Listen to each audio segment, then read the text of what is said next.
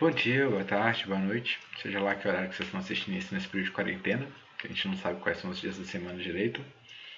Meu nome é Bruno, para quem não me conhece, sou professor de História. Vou estar aqui um pouco tentando ajudar vocês a estudar nesse período de quarentena, se preparar para concurso, para Enem, Cefet, qualquer que vocês quiserem estudar aí, ou até estudar só por prazer, é possível. E nessa primeira aula eu vou falar um pouco sobre neocolonialismo. Então, para a gente abordar esse assunto, vamos entender um pouco o contexto onde isso começou, assim, isso aconteceu. A gente vai voltar e remeter ao século XIX, mais ou menos ali 1884, 85, que é o período que vai estar acontecendo a Conferência de Berlim, que a gente vai falar sobre ela. E aí a gente precisa entender o seguinte: o cenário que a gente tem aqui no século XIX é um cenário pós-segunda Revolução Industrial. A Revolução Industrial foi o que mudou os meios de produção, né?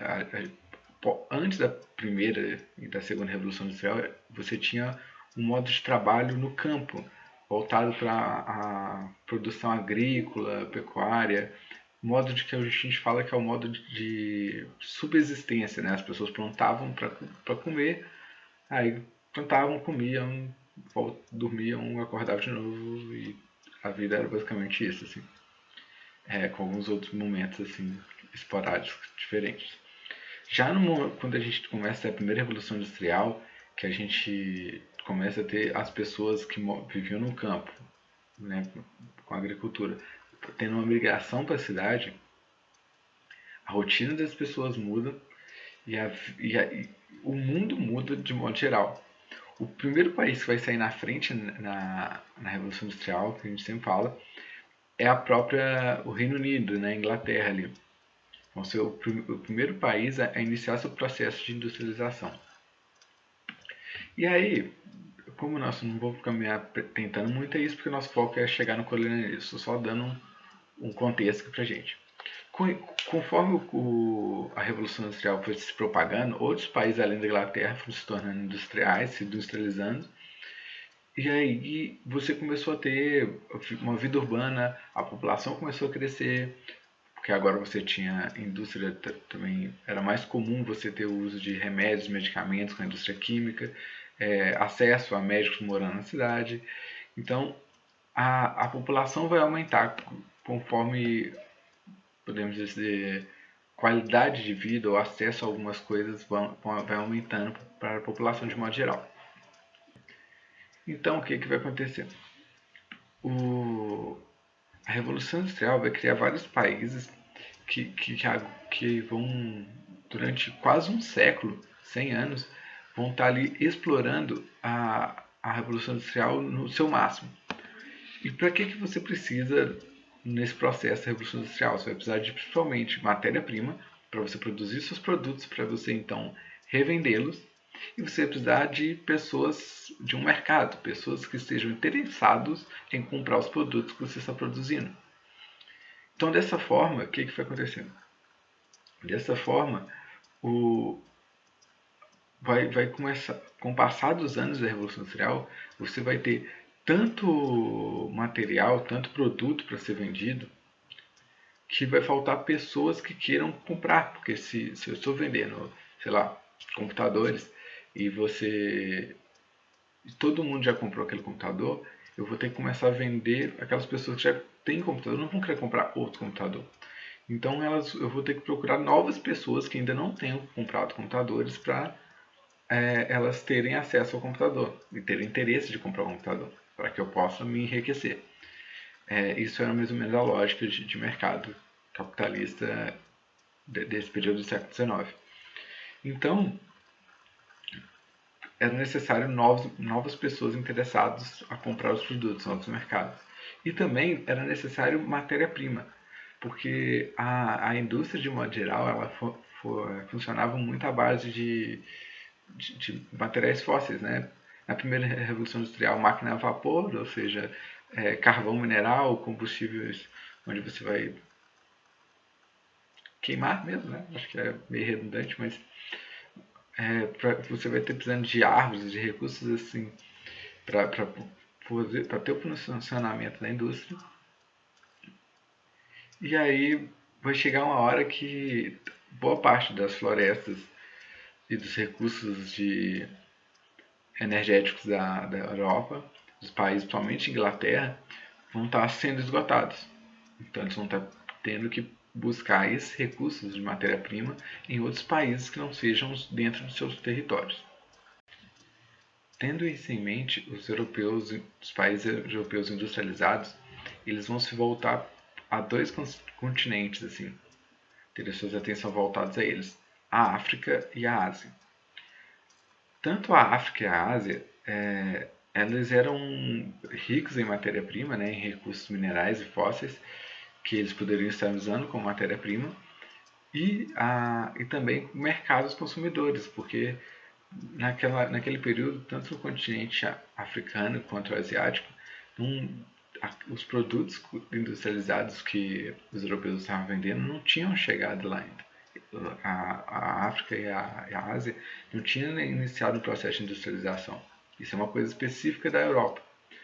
Então os europeus, é interessante porque eles acreditam que a questão da indústria é como posso dizer, é uma evolução humana, digamos assim, um desenvolvimento humano que eles deveriam levar aos outros países tidos como ignorantes, esse conhecimento da indústria, levar os benefícios da indústria para esses países, mesmo que eles não quisessem ter aqueles benefícios. Então, se eles não quisessem, eles seriam forçados a querer, digamos assim. Então, a gente vai ter a África e a Ásia sendo recolonizada. E por que a gente fala recolonizada? Porque, de certa forma, já haviam chegado, né, os europeus e os asiáticos, eles já tinham relações e já houveram colônias entre África e Ásia por parte dos europeus, mas agora vai ser essas colônias não foram feitas num período de industrialização, então a partir de agora vai ser uma coisa mais industrializada, vai ser uma colônia voltada para a indústria. Então vamos lá, em relação à Ásia.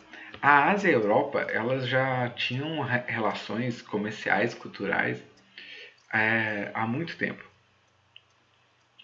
Isso bem antes do século XIX.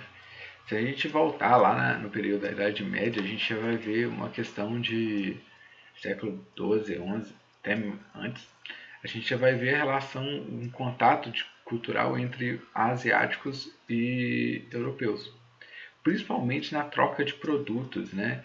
Então era muito mais uma questão comercial ali de comprar tecidos, somente tecidos indianos, tecidos da Ásia eram muito valorizados dentro da Europa. Então, comerciantes europeus iam até ali a região ali da Europa Oriental, do Oriente Médio, para tentar comercializar, comprar os produtos asiáticos, né? Tecidos, especiarias. E aí nessa relação comercial acabava gerando a questão de troca de conhecimentos, de cultura também. Então, vários conhecimentos, várias técnicas e conhecimentos asiáticos que não existiam lá na Europa passam a chegar através dessa relação comercial. Então, desde de técnicas de tecelagem, né, de produção de tecido, até mesmo matemática, né? A matemática europeia era uma matemática menos avançada, digamos assim, menos desenvolvida do que a matemática árabe ou asiática de modo geral.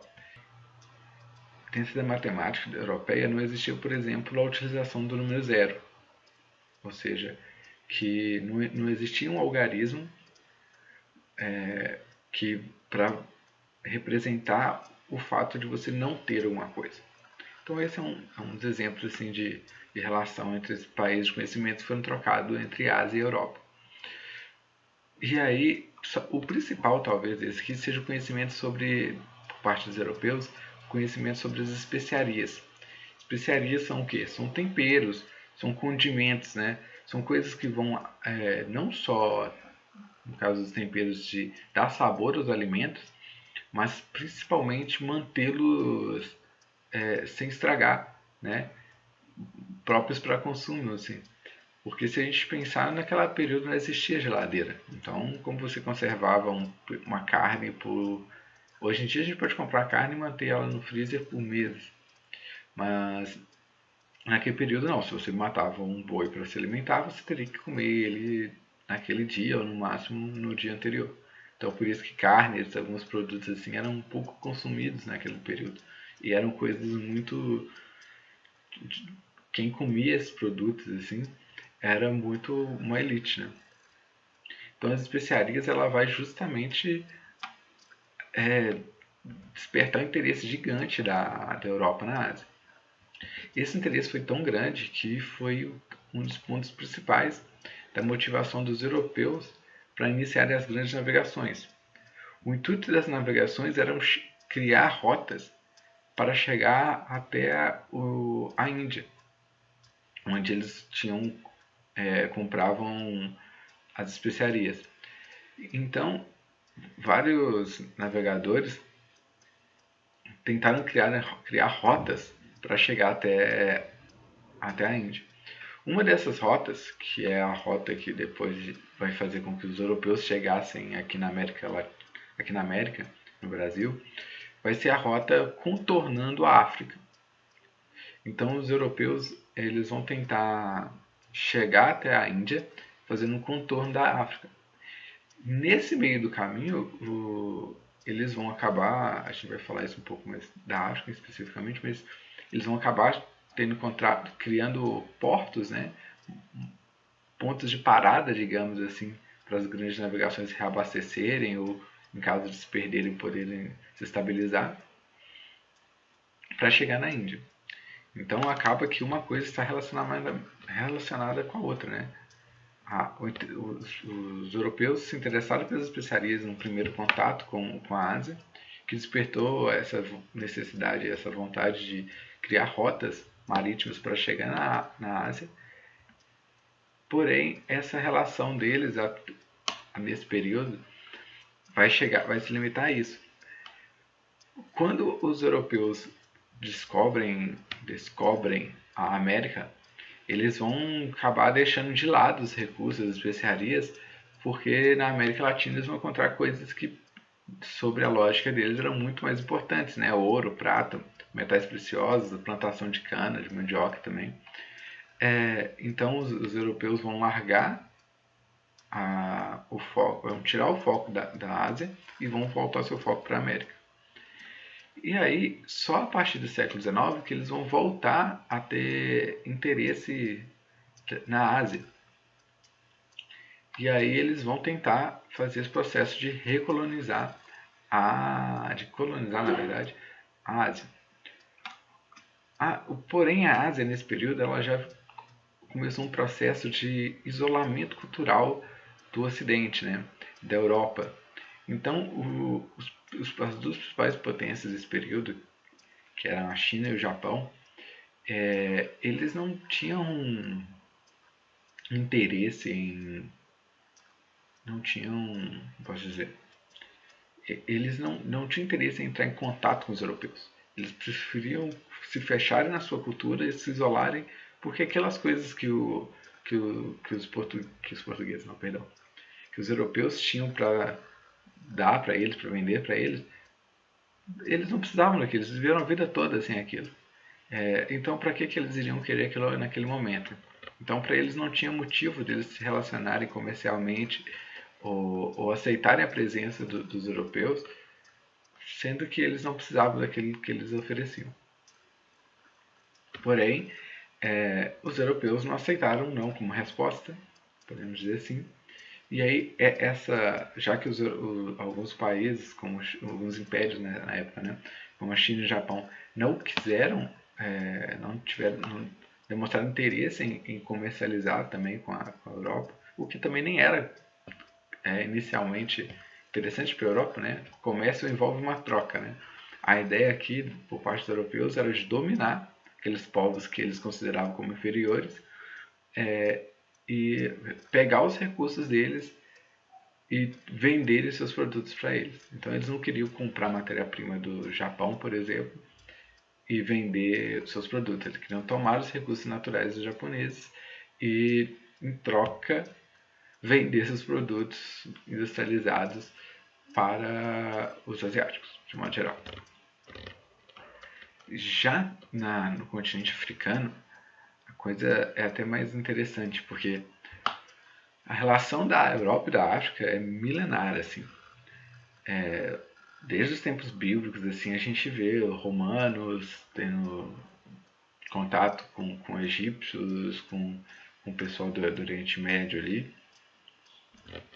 Mas se a gente popular essa relação que a gente teve durante esses tempos bíblicos, digamos assim, a segunda relação que a gente vai ter entre africanos e europeus vai ser justamente como resultado dessas grandes navegações, onde a costa africana foi se tornando portos, principalmente dos portugueses e espanhóis, que foram os primeiros países a saírem, né, nas grandes navegações, mas também dos holandeses também, que criaram pequenas colônias ali na costa marítima africana, como eu falei anteriormente, como pontos de estabilidade, assim, para seguirem viagem para a Índia.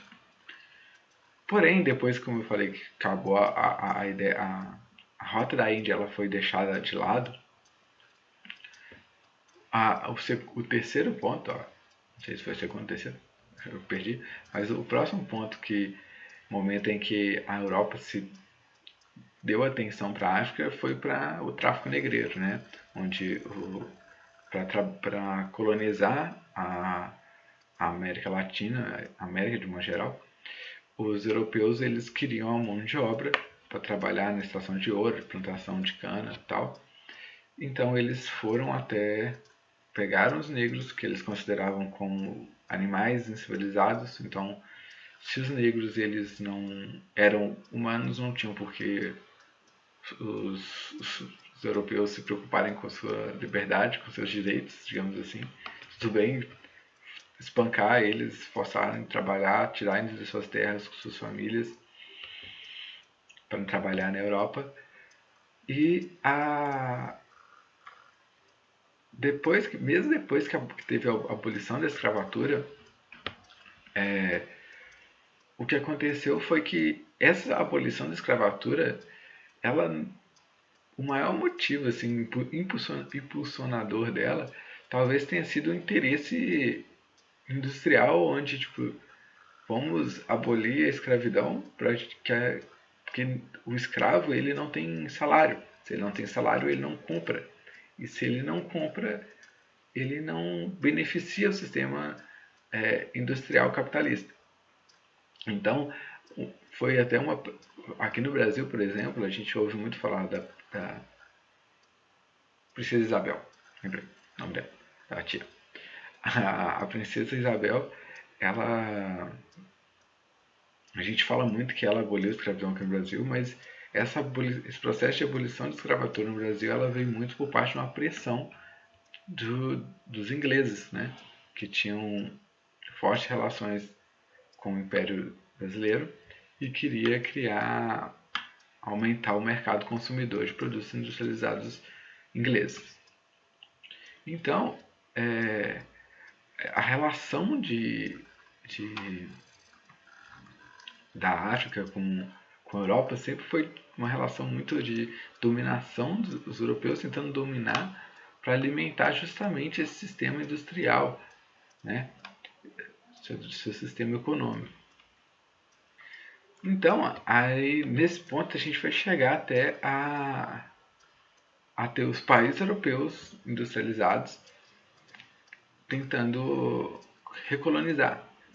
Então, quando essa colonização da África começa, é necessário justamente, como são vários países interessados em ter terras ali no continente africano e asiático, é justamente necessário, principalmente o africano, é extremamente necessário que se fizessem delimitações, porque se cada um fosse pegando o que quisesse, uma hora um iria pegar um território que fosse de interesse de outro país. Isso poderia gerar um conflito entre as potências industrializadas, conflitos de interesse. Então, os europeus eles vão se reunir e fazer uma conferência, uma reunião em Berlim, na Alemanha, justamente para entrar em acordo, alinhar os interesses deles, para que até porque as potências mais fortes economicamente pudessem ter as melhores terras e as que não fossem tão poderosas, digamos assim, não ficassem ocupando as terras que fossem das poderosas. Então, em 1884, ocorre a Conferência de Berlim, que foi sediada em Berlim, na Alemanha, né? Que como posso falar, foi justamente para dividir o território africano. Os europeus eles nunca eles não tinham adentrado muito o território africano. Porém, como eles conheciam a costa, davam a volta pela costa africana, eles tinham a noção, né, do tamanho da África, do território da África, como ele funcionava, como ele era. Então, eles pegaram um mapa da África e começaram a discutir os seus interesses sobre qual parte deveria ficar sob os domínios de qual país. E aí a gente consegue. Isso foi uma coisa acontecendo de forma tão arbitrária, onde tipo, não se levou em considerações, não foram levadas em considerações as etnias africanas que moravam ali, não foram levadas em consideração as diferenças linguísticas, não foi levado em consideração as diferentes religiões, cultos, né? Nada disso foi de interesse dos europeus. Eles simplesmente estavam interessados em tornar aquele local como um ponto de extração de matéria-prima e um mercado consumidor. Então foram divididos os territórios, os domínios de cada país, sem levar em conta. E isso acabou colocando grupos, por exemplo, etnias que se rivalizavam dentro do continente africano, que não conviviam entre si, sendo obrigadas a conviver entre si, porque aquele território onde eram deles agora, onde era o território de cada um, agora é o mesmo território dominado por um mesmo país. Então, isso começou a gerar conflitos entre as tribos, entre as etnias, entre os grupos viventes ali no continente africano. E às vezes a gente conta isso, a gente lê sobre isso, fala sobre o neocolonialismo e parece que os africanos eles, né, aceitaram essa imposição de forma muito fácil assim, por parte dos europeus, mas não. Muito pelo contrário, houve vários núcleos de resistência por parte dos africanos, porém, com o poder militar, né, de armas dos europeus era maior, e eles acabavam fazendo uso como posso dizer, criando intrigas. Os europeus criavam intrigas entre tribos, entre etnias, então acabavam dividindo os povos para que eles pudessem dominar, né? Então, se a gente observar até o mapa atual eu vou estar até colocando para vocês o mapa, se a gente observar esse mapa aí do continente africano, a gente pode observar que várias das fronteiras entre os países, os atuais países do continente africano, a maioria são fronteiras retas. A gente possui linhas retas traçadas no mapa. E aí, se você pega em contraponto qualquer outro mapa da Europa, da América Latina, da Ásia, qualquer lugar que seja, você vai ver que as fronteiras elas são todas pequenas linhas bem tortinhas, bem aquela coisa de bem rabiscadinho assim, e não retas. Por quê? Porque essas fronteiras, normalmente, a fronteira entre, por exemplo, Brasil, Argentina, ou talvez um principal exemplo que vem à minha cabeça, pelo menos, é Chile e Argentina, o que define onde é a Argentina e onde é Chile é muito uma fronteira natural que existe. No caso de Argentina e Chile, a gente tem a Cordilheira dos Andes passando entre as duas. Então, quando esses países se tornam independentes, houve até alguns atritos entre o que seria Argentina e o que seria Chile, mas era fácil de definir o que era de modo geral, assim, até onde era Argentina, porque do lado de cada da Cordilheira dos Andes seria Argentina, do lado de lá seria o Chile. Então as fronteiras é natural. Então você vai ver que a fronteira entre Argentina e Chile é toda curva. A gente tem também fronteiras que são feitas por rios, por mares, né, que vão também fazer desertos, né, que vão delimitar até onde que é o território de um país, até onde que é outro. Na África, no continente africano, a gente vê pouco disso. A gente vê grandes extensões, pode ver que são grandes blocos de território delimitados com linha reta. E aí, se a gente observar esse mapa também, a legenda dele, a gente vai ver, na legenda aí tem os países, que são os principais países que receberam territórios aqui no continente africano. E aí a gente pode ver a predominância da cor azul. Isso é um azul? Isso é um azul. É azul ou verde? Não sei. É um verde. Acho que é verde. Da cor verde e da cor rosa.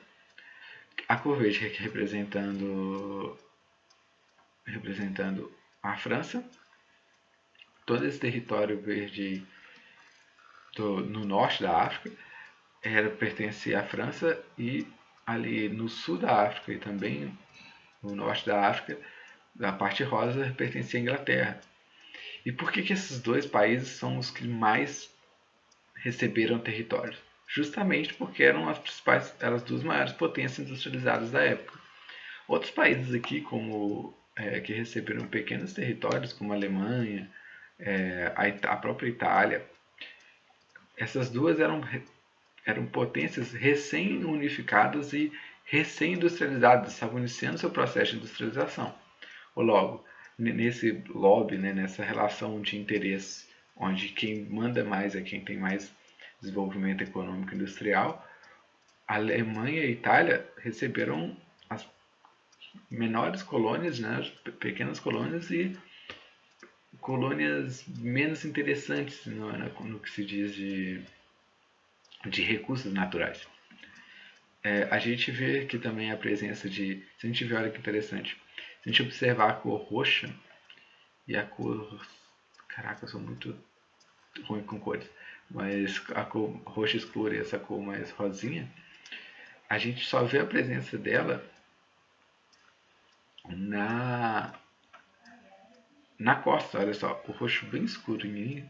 Vocês podem observar que estão bem na parte da costa, as cores pertencentes a Portugal, por exemplo. Justamente porque, se você observar, saindo da Europa, a parte de cima aqui a parte de cima da África vai ser onde a gente vai ter os pontos de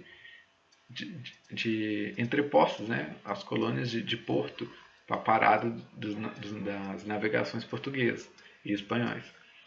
Então a gente vai ter parando aqui, aí volta, para outra na costa mais abaixo, dá a volta, tem outra colônia, até chegar na Índia. Então por isso Portugal e Espanha eles ficaram com as colônias que eles já tinham dentro do continente africano. O que mais que a gente pode debater aqui? Tá. Eu vou estar colocando também outro mapa para vocês também, que vocês não estão vendo aí, que é um mapa étnico de como se organizavam as milhares de etnias existentes no continente africano e como eram a divisão territorial deles, que aconteceu de forma natural.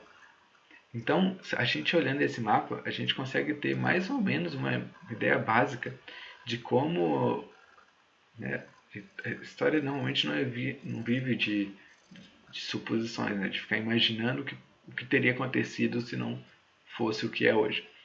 Mas A gente pode fazer esse exercício de imaginar como deveriam ser as fronteiras entre como seriam as fronteiras entre os povos ali africanos se não tivesse sofrido a dominação europeia.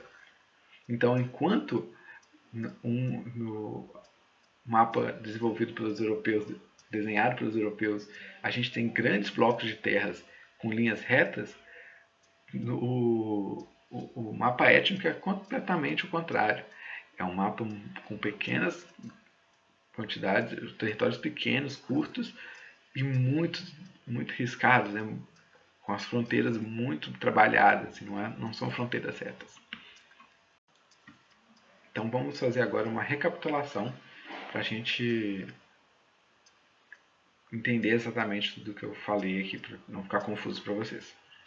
Então, a Conferência de Berlim foi uma reunião entre as principais indústrias, principais países industrializados europeus, para redefinir as fronteiras e ver quem ficaria com cada parte ali da África, né? Uma redistribuição para quais países teriam direitos a explorar o mercado e explorar a matéria-prima daquelas regiões, para que não houvesse conflito. Os dois países que melhor saíram nessa divisão foram França e Inglaterra. Principalmente Inglaterra. Por quê? Porque a Inglaterra era a principal economia industrializada e depois da Inglaterra a gente teria a França. E a Inglaterra ela ficou conhecida depois desse período como o império onde o sol nunca se punha. Porque qualquer parte do globo, continente americano, africano, asiático, Oceania, todas essas partes existiam colônias da Inglaterra, fazendo com que, dependente do horário, alguma parte do vasto império inglês seria dia, porque eles tinham colônias espalhadas por todo o globo.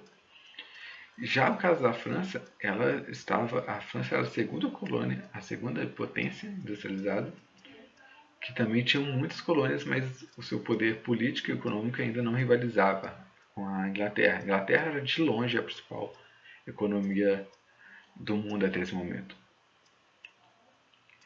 Então, o processo de neocolonialismo, para a gente deixar claro, porque isso é algo que é muito recorrente em provas, é justamente isso. É o processo onde os países industrializados europeus foram atrás de novas colônias. Mas não colônias diferentes do período das grandes navegações.